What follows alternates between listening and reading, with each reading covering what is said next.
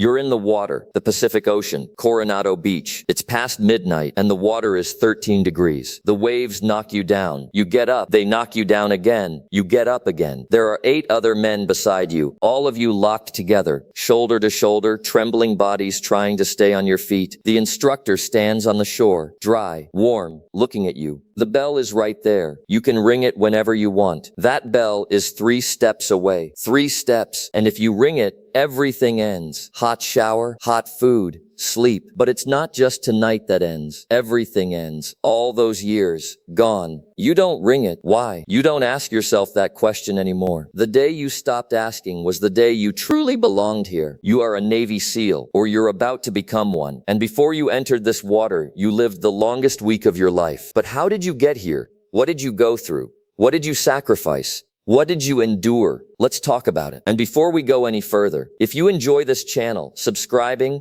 and hitting like means the world to us. It all started with the ASVAB, the Armed Services Vocational Aptitude Battery. It was tough, but you passed. Then a Navy recruiter called you in. The physical standards were clear. 500-yard swim, under 12 minutes 30 seconds. 42 push-ups. 50 sit-ups, 6 pull-ups, 1.5-mile run under 11 minutes 30 seconds. You passed all of it. But that was just getting through the door. There was so much more ahead, so much more to learn, so much more to endure. BUD/S. Basic Underwater Demolition and SEAL Training, Coronado, California. One of the most brutal military training programs on the planet. Every class starts with roughly 150 to 200 candidates. By the end, 20 to 30 remain. Hard to believe, right? But that's the reality. Very few people ever make it through. Half of those who drop out are gone before Hell Week even starts. The other half quit during it. You don't know any of this yet. All you know is this. You woke up at 4 a.m. every single morning to get here. You swam in freezing water. You ran, you swam again, for months. And now you're here, and you believe in yourself. BUD/ is divided into 3 phases. Phase 1, 8 weeks, physical conditioning and Hell Week. From day 1, everything moves at double speed. The instructors never give you a chance to slow down. You're running on the beach, soaking wet and covered in sand. You're crawling everywhere. You're swimming in heavy boots. And cold water is constantly being poured over you. By the end of the first week, you notice something. Your legs have gone numb. Your hands are blistered. But that's not the hardest part. The hardest part is your mind. Your brain keeps telling you one thing. Stop. Enough. You can't take any more. And every single time, you tell it no, because you want this, because you are not someone who quits. At the end of the first month, Hell Week arrives. This is the hardest part, the absolute hardest part of everything. 5.5 days,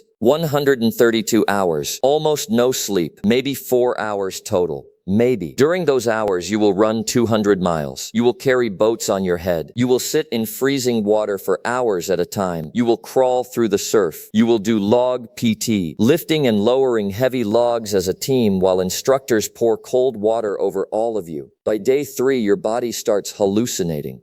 Not real, but it feels completely real. Some guys think they're walking in their sleep. Some talk to people who aren't there. You see things too, but you keep moving. The most infamous moment of Hell Week is surf torture. All of you sit shoulder to shoulder on the sand, right where the waves come crashing in. Minutes go by, then hours. Your core temperature drops to dangerous levels. Hypothermia sets in. The instructor walks over. Anyone want to get up? The bell is right there. He shouts it. Anyone who can't take it, get out. Anyone who's done, walk away. Nobody moves. And in that moment, you understand something. This is not an individual sport. The man beside you is holding you up. You are holding him up. You will stand together or you will fall together. There is no other way. Hell Week is over. Standing is hard. Walking is hard. Your eyes keep closing, but you notice one thing. You never rang the bell. You look at your class. 180 people started. Now there are 67 of you. Phase 2, 7 weeks. Combat diving. Now you're diving. But this is nothing like recreational diving. You use a closed-circuit oxygen rebreather. No bubbles, no trace. The enemy cannot detect you. You swim through pitch-black water with 0 visibility. At night, navigating only by compass and depth gauge. While you do this, instructors swim up and rip your mask off, cut off your air supply, tamper with your equipment. They watch to see how you react under extreme stress. They push your limits to the edge. You don't panic, not anymore. But there's still one more test. Pool comp. You go to the bottom of the pool. The instructor disconnects your oxygen tank, tears off your regulator, pulls away your mask. At the bottom of the pool, with no air, you have to fix everything and get it working again. Candidates who panic swim to the surface. They're done. You fix it, and you get through this phase 2. Phase 3, 9 weeks. Land warfare. San Clemente Island. Explosives. Weapon systems. Tactical combat. Setting ambushes. Escaping ambushes. Close quarters battle. Here you learn something else. How a SEAL team thinks. Silence. Every movement, every signal, every breath is deliberate. Nothing is wasted. And leadership. In a SEAL team, every single person must be capable of leading. Because in the field, the leader can go down. The next man has to keep going. This is nothing like the typical commander and soldier dynamic. In this unit, everyone is a leader. BODSS is finished. But you are still not a SEAL. SEAL qualification training begins. 26 more weeks. Advanced weapon systems, halo jumps, high altitude free fall from extreme heights, advanced combat diving, and seer training. Survive, evade, resist, escape. What do you do if you're captured by the enemy? How do you endure interrogation? How do you escape? Part of seer involves real interrogation scenarios. Real stress positions, real psychological pressure. Nobody physically harms you, but you find out exactly what you're made of, and you realize something. A human being can endure far more than they ever imagined. And then that day comes. The trident is pinned to your chest. The Navy SEAL badge is called the trident. An eagle, an anchor, a pistol, and a trident. Everyone who earns the right to wear it has entered the ranks of the most elite warriors on the planet. 2.5 years, 4 a.m. mornings, freezing water, sand, weight, sleep deprivation, hallucinations, fixing equipment at the bottom of a pool with no air, all of it for this moment. You fought hard, you endured everything, and now your first deployment arrives. Location, Afghanistan. SEAL Team 3, night operation.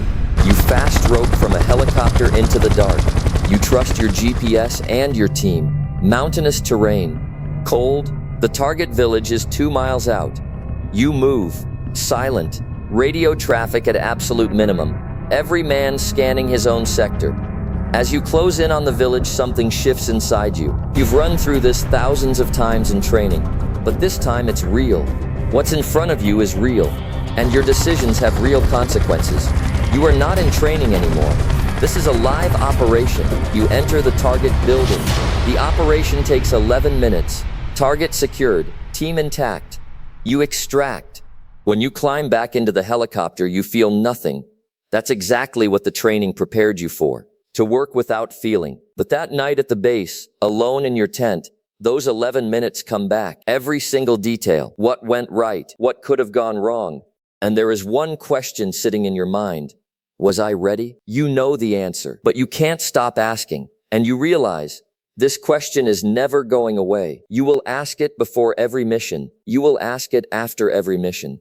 This question keeps you sharp. This question keeps you alive. Years pass. 10 deployments.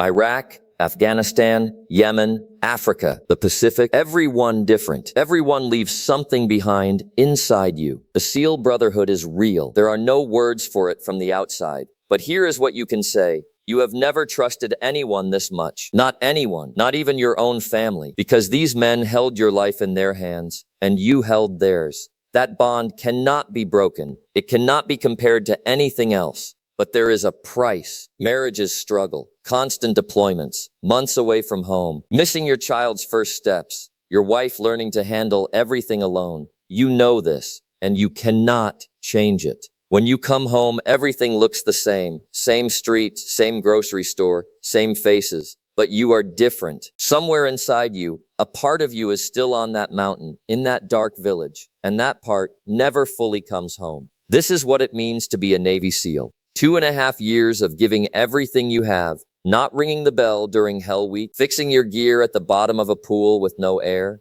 pinning that trident to your chest, and then going out into the real world and making real decisions with real consequences. These men exist somewhere in the world right now, on a mountain, on a ship, in the darkness of some city no one has ever heard of. You can't see them, but they are there. And while you are watching this video right now, somewhere in the world, someone is stepping into that freezing water, walking past the bell, and not ringing it. Why? You don't ask yourself that question anymore. The day you stopped asking was the day you truly became a SEAL. Could you have survived this training? Could you have made it through? Would you have wanted to? Drop your answer in the comments. And if you made it all the way to the end, leave one word below, trident. Nothing else. Just that word. Let's see who really watched until the end. If you enjoyed this, don't forget to subscribe. And tell us in the comments, who should we cover next?